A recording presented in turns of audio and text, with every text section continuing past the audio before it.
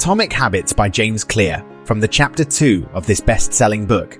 Today, I'm going to share with you some eye-opening insights about the most effective way to change your habits. Let's start with the big question.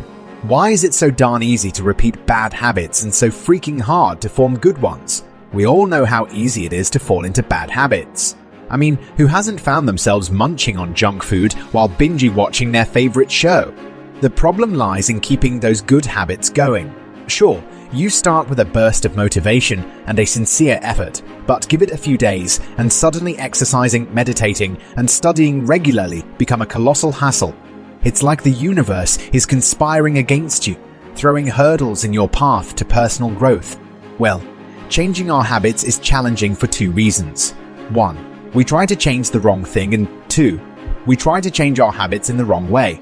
To understand what I mean, consider that there are 3 levels at which change can occur. You can imagine them like the layers of an onion.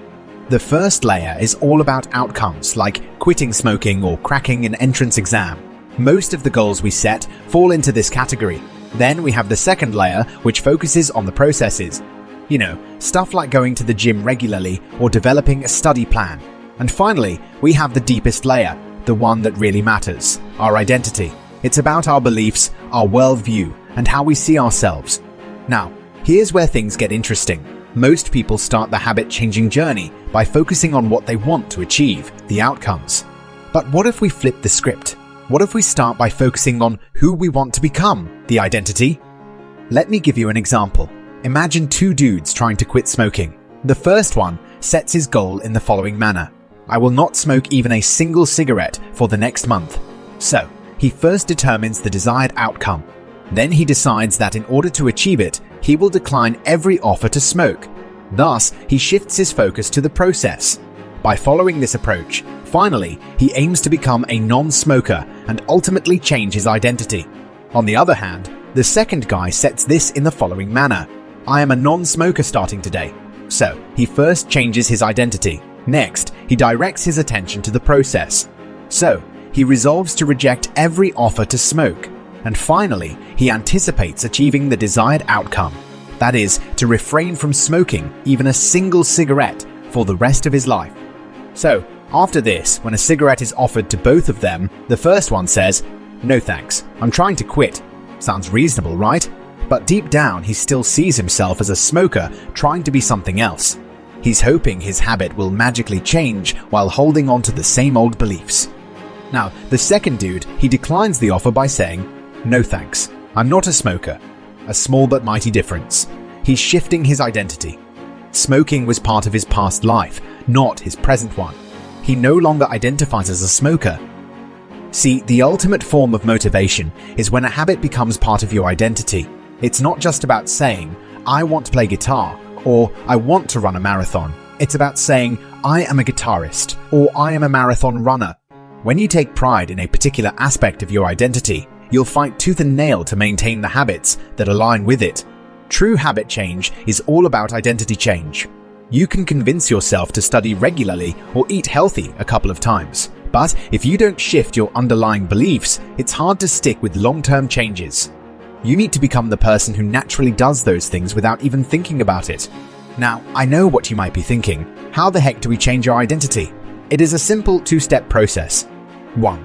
Decide the type of person you want to be. 2. Prove it to yourself with small wins. First, decide who you want to be.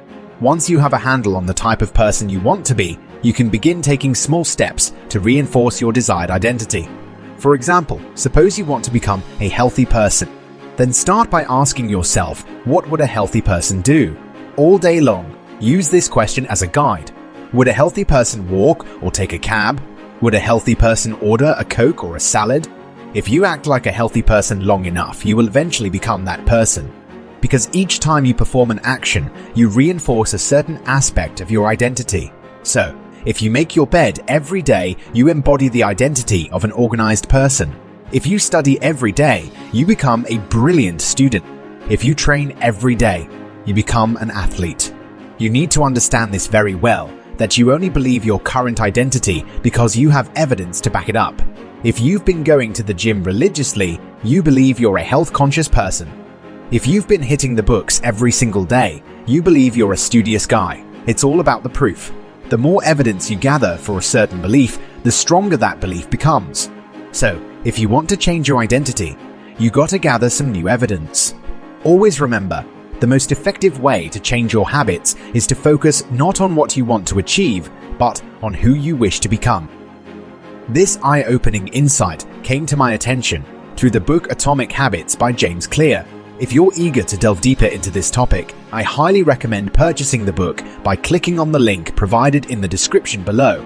But if you're not a fan of reading books, but still desire to gain insight from the best-selling personal development books, our channel offers an alternative. By subscribing to our channel, you'll have access to chapter-wise, comprehensive book summaries that delve into the smart ideas presented in those books. Thanks for watching. More wisdom, more solution, better life.